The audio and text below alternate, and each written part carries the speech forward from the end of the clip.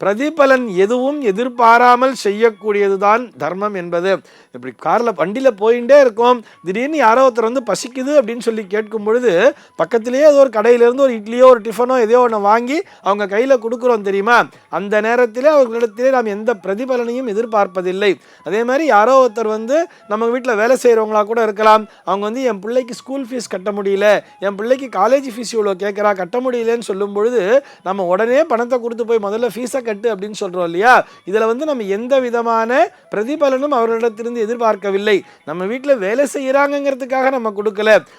ஒரு இயலாதவர்கள், அதாவது ஒரு குழந்தையினுடைய படிப்பானது எந்த விதத்திலும் தடைபட்டு விடக்கூடாது, அந்த குழந்தையானது நல்லபடியாக படிக்க வேண்டும்னு சொல்லிட்டு யார் எவர்னே தெரியாதவங்களுக்கு கூட ஒரு சில பேர் இந்த ஃபீஸ்லாம் கட்டுவா தெரியுமா.